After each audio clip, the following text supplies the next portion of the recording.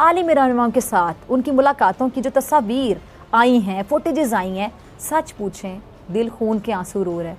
Indian media जो कि तनकीद का मौका नहीं जाने देता, पाकिस्तान पे तनकीद जब भी करनी होती है वो आगे आगे होते हैं, वीडियो शेयर कर रहे हैं। कर्तव्य पथ पर पाकिस्तान की ईंट से ईंट बजाने वाले जब हथियार पहुंचे तो फिर यूरोपीय यूनियन के अध्यक्ष उर्सुला वॉन डेर लेन भी खुद को रोक नहीं पाती हैं। तस्वीरें देख लीजिए, पीएम नरेंद्र मोदी से लगातार वो उन हथियारों के बारे में पूछ रही होती हैं। ऐसा लगता है कि पीएम नरेंद्र मोदी इन हथियारों की खासियत, इन हथियारों की ताकत उर्सुला वॉन डेर लेन को और एंटोनियो कोस्टा को समझा रहे हो, बता रहे हो। ये जो आपने का लफ्ज इस्तेमाल किया है ना, यही लफ्ज पाकिस्तान से जो ऑफिशियल रिएक्शन आया है जिसमें कि उन्होंने फॉरेन ऑफिस ने कहा है इंस्टीट्यूशनलाइज कर दिया गया है, यानी कि यूरोपियन मेहमान उन हथियारों के दर्शन कर रहे हैं जो भारत की ताकत है और उन हथियारों की भी वो दर्शन कर रहे हैं जिन्होंने भारत को पाकिस्तान पर अभूतपूर्व 88 घंटे के युद्ध में विजय दिलाया और पाकिस्तान के तमाम हमलों को नाकाम किया। तरह के बयानात, स्टेटमेंट्स और फिर एक दूसरे को सुनाया भी गया इस फोरम के ऊपर। इन सबको सामने रखते हुए आप किस तरह से डिकोड करेंगे, क्या इस फोरम से दुनिया में उभरता हुआ जो तसादुम है उसके रुझान, वो ट्रेंड्स हमें दिखाई देना शुरू हो रहे हैं कि फ्यूचरिस्टिक होके हर मुल्क अपना अपना सोचना शुरू हो रहा है? आपका एक यूनिवर्सल प्रेसिडेंट है आपके पास जो कि कमांड कर रहा है और कंट्रोल कर रहा है पूरी दुनिया को। ग्रीनलैंड के अंदर भी आ रहा है ये। अब बात यहाँ आती है कि जब हिंदुस्तान एक कवर के अंदर इस तरह की बातें करेगा तो आप देख लो कि आपके रीजन में भी कभी पीस नहीं आएगी। भारत के 77वें गणतंत्र दिवस के मौके पर सिर्फ यूरोपीय यूनियन के नेता विशेष मेहमान के तौर पर भारत नहीं आए, बल्कि उनके साथ यूरोपीय यूनियन कंटीजेंट भी इस गणतंत्र दिवस में हिस्सा लेते दिखी। आपको हम कर्तव्य पथ की तस्वीरें दिखा रहे हैं जहां यूरोपीय यूनियन की कंटीजेंट इस कर्तव्य पथ पर मार्च करती हुई नजर आई। दोस्तों सोचिए उस पल को जब भारत की तकनीकी ताकत ने दुनिया की सबसे बड़ी ताकतों को भी पल भर के लिए चुप कर दिया। हाल ही में भारत में एक हाई लेवल डिफेंस प्रेजेंटेशन के दौरान जब स्वदेशी मिसाइल सिस्टम और एडवांस हथियारों की झलक दिखाई गई तो सामने बैठी विदेशी प्रतिनिधि की प्रतिक्रियाएं सब कुछ बयां कर रही थीं।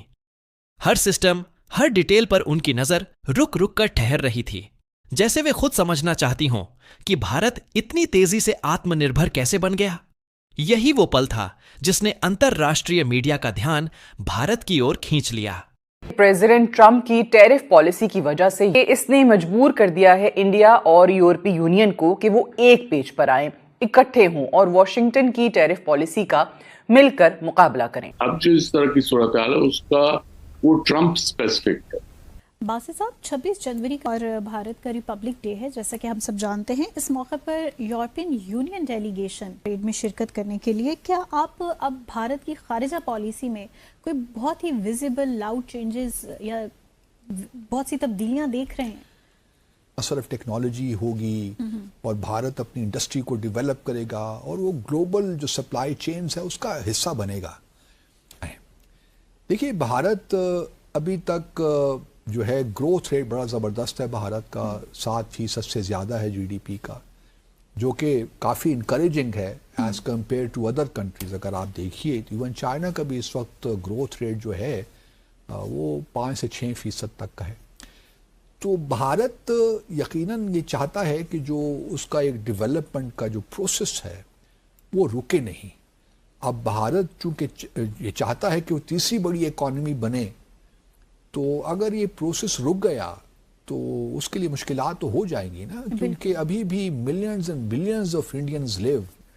तो भारत के लिए ये भी ज़रूरी है उसकी डेवलपमेंट के लिए कि जहाँ वो ग्लोबल सप्लाई चेन्स का हिस्सा बने, इम्पॉर्टेंट हिस्सा, वहाँ वो ट्रांसफर है टेक्नोलॉजी बड़ा इन्हिसार करता है।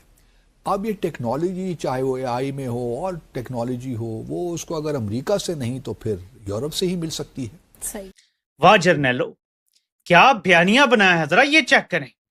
ओए हो इंडिया ने बोर्ड ऑफ पीस जो है ट्रंप का, वो इसलिए ज्वाइन नहीं किया कि इंडिया को ये खतरा पड़ गया है कि कहीं ट्रंप मसला कश्मीर हल ना करवा दे, इसलिए भारत इसको ज्वाइन नहीं करा।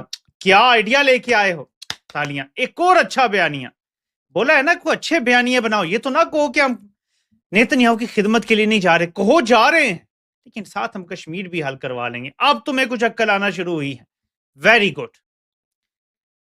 तुम जब डफरों वाले काम करते हो तो हम बताते हैं, जब थोड़ी सी अक्ल इस्तेमाल करते हो, कोई बयानिया कोई अक्ल वाला तो बनाओ, कोई ऐसा बयानिया बनाओ जो बिक तो सके। कोई 2-4 जो रह गए हैं स्टंटेड ग्रोथ वाले लोग तुम्हारी स्पोर्ट में, कम से कम उनको बेचने के लिए कुछ मिले तो सही। गुड, ये अच्छी ट्राई। जब भी आप अच्छी ट्राई करेंगे हम आपको फीडबैक जरूर देंगे। ये एक अच्छी ट्राई है, बाकी लोग तो हकीकत जानते हैं। दोस्तों, अमेरिकन जो लीडरशिप है उसने दोबारा इंडिया जो के दौरे करने शुरू कर दिए हैं, और जैसे ही अमेरिकन ये देख रहे हैं कि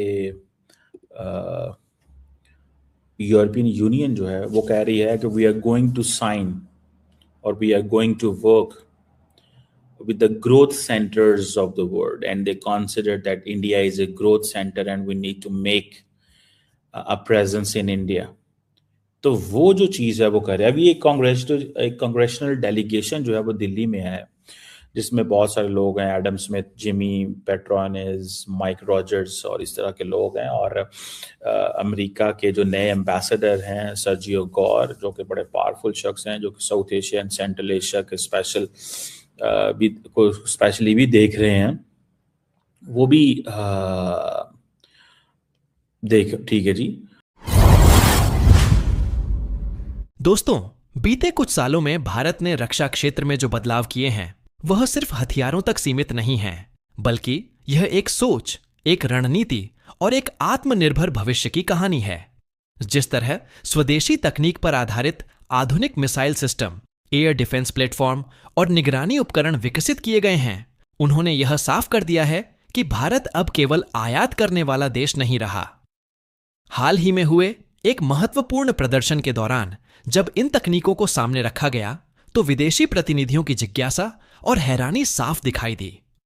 वे बार बार सवाल कर रहे थे कि इन प्रणालियों की रेंज, सटीकता और प्रतिक्रिया समय क्या है, और हर जवाब में भारत की रिसर्च और इंजीनियरिंग क्षमता झलक रही थी।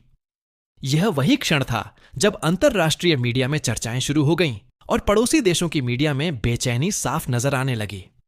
भारत की यह प्रगति केवल सैन्य शक्ति का प्रदर्शन नहीं है, बल्कि यह संदेश भी है कि देश अब अपने निर्णय खुद लेने में सक्षम है।